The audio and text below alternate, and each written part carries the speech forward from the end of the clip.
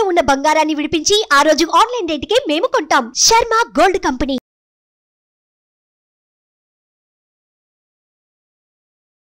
నమస్తే, welcome to Suman TV. నేను మీ యామ్ని. ప్రస్తుతం మనతో ఉన్నారు ప్రముఖ ఆధ్యాత్మికవేత్త, ప్రముఖ జ్యోతిష వాస్తు పండితులు సుభాష్ శర్మ గారు ఉన్నారు. గురువుగారితో మాట్లాడి మనకున్న సందేహాన్ని అడిగి తెలుసుకుందాం. నమస్కారం గురుగారు. గురుగారు, మనకి జూన్ 6వ తారీఖున పంచగ్రహ కూటమి ఉందంటున్నారండి. అంటే ఈ కూటమి వల్ల ఏమైనా ప్రళయాలు కానీ ఏదైనా ప్రమాదాలు కానీ జరిగే అవకాశం ఉందంటారా? అంటే ఇలాంటి గ్రహాల కూటమి వల్ల గతంలో కొన్ని సంఘటనలు జరిగాయి అంటారు, అసలు మేమేమంటారు? తప్పకుండా తెలియజేస్తానమ్మా. ముందుగా ప్రేక్షకులందరికీ శ్రీమాత్రే నమః, శ్రీ గురుభ్యో నమః. నమో దేవ్యై మహాదేవ్యై శివాయై సతతం నమః. నమ ప్రకృత్యై భద్రాయై నిహతాం ప్రణతాస్మిత. పంచగ్రహ కూటమి, 5 గ్రహాలు ఒకే కక్షలో తిరిగేటటువంటి దాన్ని పంచగ్రహ కూటమి అని అంటాం. అంటే 5 గ్రహాలు వృషభ రాశిలో సంచరిస్తున్నాయి. ఈ వృషభ రాశిలో సంచరించేటటువంటి ఈ గ్రహాలు ఏవైతే 5 ఉన్నాయో, చాలామందికి తెలియనటువంటి విషయం ఏంటి అంటే గనక, గ్రహాల యొక్క గమనము చేతనే మనిషి యొక్క స్థితిగతులు అనేటటువంటి నిర్ణయించబడతాయి. అవి చాలా మట్టుకు ప్రూవ్ అయినటువంటి సంఘటన. అంటే ఒక్కొక్క గ్రహము ఒక్కొక్క మనిషి మీద ఒక్కొక్క రకమైనటువంటి ప్రభావితం చూపిస్తుంది. ఇప్పుడు మనకు 9 గ్రహాలు అని చెప్పడం జరిగింది. ఈ 9 గ్రహాలు మనిషి మీద ఏ విధమైనటువంటి ప్రభావాన్ని చూపిస్తాయి అని తెలిస్తే ఆ గ్రహాల యొక్క గమనము చేత ఎలాంటి సంఘటనలు జరిగేటటువంటి అంశాలు ఉన్నాయో తెలుస్తుంది. మొట్టమొదటిగా సూర్యగ్రహం. సూర్యుడు దేనికి కారకుడు అంటే ఆత్మకారకుడు అని చెప్పడం జరిగింది. అంటే సూర్యుడు ఆత్మకారకుడు అంటే అర్థం ఏంటి అంటే గనక, మనిషి యొక్క ప్రవర్తన శైలి కానివ్వండి, మనిషి యొక్క ఫలితం కానివ్వండి, కర్మ ఫలితం కానివ్వండి తెలియజేసేటటువంటిది సూర్యగ్రహము. ఆత్మకారకుడు అని అంటూ ఉంటాము. అలాగే చంద్రుడు ఉన్నాడు. చంద్రుడు దేనికి కారకుడు? మనక్కారకుడు అని చెప్పడం జరిగింది.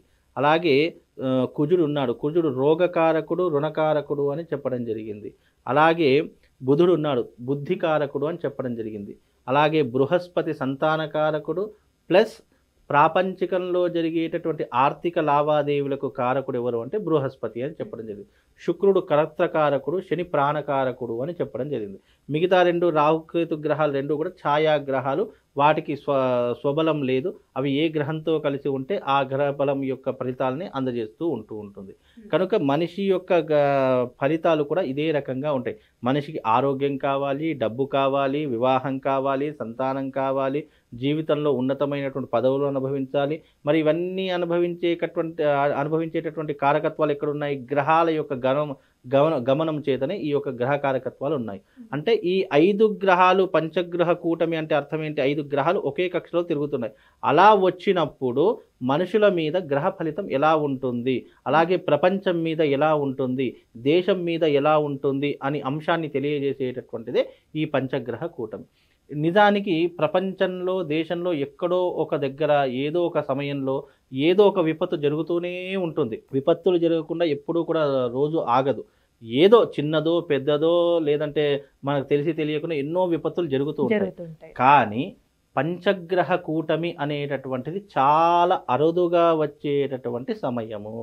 ఇవి ఎప్పుడు వచ్చేటటువంటి విధం కాదు. 5 గ్రహాలు ఒకే కక్షలో వస్తున్నాయంటే పంచగ్రహ కూటమి అంటాము. అష్టగ్రహ కూటమి అంటే 8 గ్రహాలు ఒకే స్థానంలో ఉండడం కూడా అష్టగ్రహ కూటమి. అది ఇంకా చాలా విపత్తులు తెచ్చేటటువంటిది. ఈ పంచగ్రహ కూటమి ద్వారా ప్రపంచంలో కానీ దేశంలో కానీ ఎలాంటి విపత్తులు వస్తాయని జ్యోతిష శాస్త్రం చెప్పింది అని అంటే గనక, ముఖ్యంగా అగ్ని ప్రమాదాలు, జల ప్రమాదాలు అంటే ఈ యొక్క సునామీ లాంటివి, అలాగే భూకంపాలు ఇలాంటివి వచ్చేటటువంటి అవకాశం ఎక్కువగా ఉంటుంది.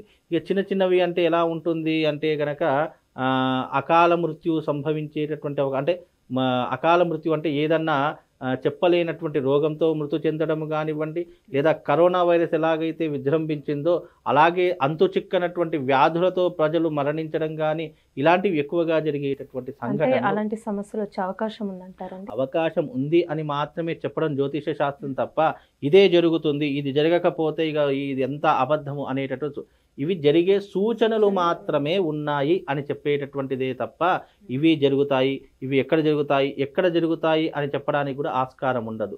ఆయా సమయంలో పర్టికులర్ పొజిషన్లో అవి ఏదో ఒక సమయంలో ఏదో ఒక సందర్భంలో ఆయా ప్రాంతాలలో లేదా ఆయా దేశాలలో లేదంటే ప్రపంచవ్యాప్తంగా ఉన్నటువంటి ఖగోళం ఎప్పుడు తిరుగుతూ ఉంటుంది, ఒకే దగ్గర నిలబడి ఉండదు. ఆ తిరిగేటటువంటి కక్షలో అప్పుడు ఒక రకమైనటువంటి ఆకాశంలో పెనుమార్పులు సంభవిస్తాయి. అలాంటివి సంభవించినప్పుడు అది ఏ ప్రదేశంలో సంభవిస్తుంది అనేటటువంటి డిసైడ్ చేయాల్సింది నేచర్, మనం కాదు. నేచర్ విల్ బి డిసైడ్, అది ఎప్పుడు డిసైడ్ అయిపోయినటువంటి మ్యాటర్. అంటే ఇలాంటివి చాలా అరుదుగా వస్తుంటాయి. ఇప్పుడు పంచగ్రహం మళ్ళీ ఇది పూర్వం ఎప్పుడు వచ్చింది, 12 సంవత్సరాలు 13 సంవత్సరాల క్రితం నాడు వచ్చినటువంటిది పంచగ్రహం. సేమ్ ఇదే పంచగ్రహ కూటమి, ఇదే రకమైనటువంటి విధానం. అప్పట్లో ఎన్నో రకాలైనటువంటి విపత్తులకు దారి తీయడం జరిగింది. అలాగే ఈ సమయంలో కూడా పంచగ్రహ కూటమి ఏర్పడింది కాబట్టి దీని ద్వారా విపత్తులు జరిగే అవకాశము సూచనలు ఉంది అని మాత్రమే చెప్తాము తప్ప ఇది ఖచ్చితంగా జరుగుతుంది, జరగకపోతే ఏంటి అని బెట్టింగ్లు మాత్రం కాసుకోకండి. ఎందుకంటే ఇప్పుడు ఇదంతా కూడా ఎలా మారిపోయిందంటే టీవీలో ఏదో చూస్తారు, ఏదో అనుకుంటారు, వాళ్ళు ఏదో ఆలోచనలు చేసుకొని అనవసరంగా ఒక హెలిజినేషన్లో ఒక భయపడే విధంగా ఇచ్చేస్తారు. మన భారతదేశంలో అయితే అన్ని సంచలనాలు అయితే జరిగే అవకాశాలు లేవు. అవి వేరే ఇతర దేశాలలో జరిగేటటువంటి అవకాశం మాత్రమే ఉంటుంది.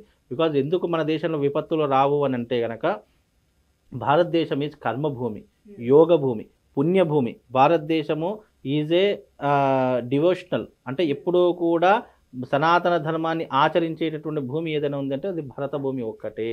కనుక ఈ భరత భూమిలో వచ్చిన మనకు దీనిని తొలగించేటటువంటి శక్తి సామర్థ్యాలు ఎన్నో రకంగా భగవంతుడు మనకు అందించాడు. ఇలాంటి పంచగ్రహ కూటమి ఏర్పడినప్పుడు భూమి మీద అక్కడక్కడ కొన్ని రకాలైనటువంటి ప్రమాదాలు జరిగే సూచనలు మాత్రం కనిపిస్తాయి తప్ప అందులో ఎక్కువగా మనం భయపడాల్సిందో ఆందోళన చెందాల్సిన అవసరం మాత్రం ఎలాంటిది లేదు. అంటే ఈ పంచగ్రహ కూటమి వల్ల అండి కొన్ని రాశుల వారికి బాగుందంటున్నారు, కొన్ని రాశుల వారికి సరిగ్గా లేదంటున్నారు. సో దాని గురించి కూడా తెలియచేయండి. అయితే ఇక్కడ ఉన్నటువంటి విధంగా చూసుకుంటే గనక మనిషి మీద ప్రభావితం చూపించేటటువంటి 9 గ్రహాలు ఎప్పుడూ కూడా ఏ సంవత్సరం అయినా తీసుకోండి 5 గ్రహాలు శుభస్థానాన్ని సూచిస్తాయి, 7 గ్రహాలు పాపాన్ని, కష్టాన్ని, నష్టాన్ని కలిగిస్తాయి. అందులో శుభాన్ని కలిగించేటటువంటి రాశులు ఏవైనా ఉన్నాయి అంటే ఒకటి మేషరాశి, రెండవది మేషరాశి ఒకటి, అందులోనూ కర్కాటక రాశి ఒకటి, ఆ తర్వాత తులారాశి ఒకటి, అలాగే మకర రాశి ఒకటి, ధనస్సు రాశి ఒకటి. ఈ 5 రాశుల వారికి మహర్జాతకము ఈ యొక్క గ్రహ కూటమి ద్వారా ఏర్పడబోతుంది. మిగతా 7 గ్రహాలు ఏవైతే ఉన్నాయో అవి తీవ్రమైనటువంటి నష్టాన్ని చేకూర్చేటటువంటి అవకాశం ఎక్కువగా ఉండేటటువంటి అవకాశం ఉంటుంది. కనుక నష్టము అంటే ఇక్కడ అర్థం ఏంటి అంటే గనక మానవుడు పడుతున్నటువంటి ఏవైతే మానవుడు అనుభవిస్తున్నటువంటి సుఖభోగాలు ఉన్నాయో, మానవుడు ఏవైతే కావాలి అని అనుకుంటున్నాడో అలాంటి విషయాలలో వీళ్ళకు సుఖ దుఃఖాలు కష్ట నష్టాలు ఏర్పడతాయి. కానీ అంతకు మించి వీళ్ళకు నష్టం అంటే అదేదో ప్రాణ నష్టము లేదంటే ఇంకా తీరనటువంటి ఏదైనా లోటో అనేటటువంటి విషయం గురించి భయపడకండి. ఏదైతే అదృష్టం ఉన్నటువంటి రాశులకు ఆర్థిక పరంగా అదృష్టం రావచ్చు, కుటుంబ పరంగా అదృష్టం రావచ్చు, ఇతర కారణాల వల్ల అదృష్టం రావచ్చు. నష్టము అంటే అర్థం ఏంటి?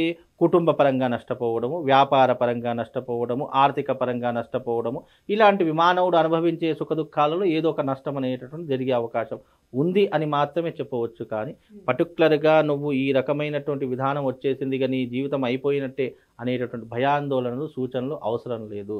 మనం బాగా ఉన్నప్పుడు మనం ఏం చేసుకోవాల్సిన అవసరం లేదు. బాగా లేదు అని తెలిసినప్పుడు మనం ఏం చేసుకోవాలి? ఇది పంచగ్రహ కూటమి అంటే దైవికానికి సంబంధించినటువంటి కూటమి కాబట్టి దానికి సంబంధించినటువంటి పాజిటివ్ ఎనర్జీని గెయిన్ చేసుకోవాలి. ఆ రకమైనటువంటి పాజిటివ్ ఎనర్జీ గెయిన్ ఎలా అవుతుంది? దైవారాధన చేసుకోవడం, యజ్ఞయాగాదులు చేసుకోవడము, అదే రకంగా భగవంతుని ఆరాధన, అర్చన, పూజ, పునస్కారం ఇలాంటివి చేసుకోవడం ద్వారా రాబోయే, ఇప్పుడు నేను ప్రతి విషయంలో ఏం చెప్తాను, రాబోయే విపత్తులని ఆపాలి, మన దాకా రాకుండా ఉండడానికి దైవారాధన ఒకటే మార్గం అని చెప్తాము తప్ప ఇంకా వేరే మార్గం ఏమీ లేదు. కాబట్టి ఇప్పుడున్నటువంటి ఈ పంచగ్రహ కూటమి కారణం చేత మీరు పాజిటివ్ ఎనర్జీని పొందడానికి యజ్ఞయాగాదులు చేసుకోండి, అలాగే దైవారాధన చేసుకోండి. మీరు ఇలాంటి మీ బాగాలేని రాశుల వారికి బాగాలేని రాసినటువంటి వాళ్ళు ఎవరైనా సరే ఇలాంటి యజ్ఞయాగాదులు అంటే 6వ తారీఖు నుండి మొదలుకొని 18వ తారీఖు లోపల బిట్వీన్ ఈ లోపల మీకు వీలైతే అరిష్ట నివారణా తంత్రం అని చెప్పేసి ఉంటుంది. అంటే అరిష్టాలు పోవడానికి, మనకు జాతకం ఉన్నా లేకపోయినా అరిష్టాలు ఏవైనా ఉన్నాయి, మన జీవితంలో ఎన్నో రకాల ఇబ్బందులతో సతమతమైపోతున్నాం, తెలియనటువంటి ఇబ్బందులతో సతమతమైపోతున్నాం, ఆర్థిక పరంగా కానీ, కుటుంబ పరంగా కానీ, శారీరక పరంగా కానీ, వ్యాపార పరంగా ఏదైనా ఇబ్బందులు పడుతున్నారు అని అనుకుంటే గనక వీలైనంత వరకు అరిష్ట నివారణా తంత్రం అనేటటువంటి విధానం ఒకటి ఉంటుంది. అది ఈ 6వ తారీఖు అమావాస్య నుంచి మొదలుకొంటే కనుక 18వ తారీఖు వరకు మీకు అవకాశం ఉంది. ఈ లోపల వీలున్నటువంటి వాళ్ళు మీ రాసులను చూసుకొని మీరు ఈ యొక్క యాగం చేసుకోండి. దాని ద్వారా అరిష్టములు తొలగిపోయేటటువంటి అంశము మీ జీవితంలో ఏర్పడుతుందమ్మా. చాలా చక్కగా తెలియజేస్తారు గురుగారు, ధన్యవాదాలండి. శ్రీమాత. సుమన్ టీవీలో మీ పర్సనల్ అండ్ బిజినెస్ ప్రమోషన్స్ కోసం కింది నెంబర్కి కాంటాక్ట్ చేయండి.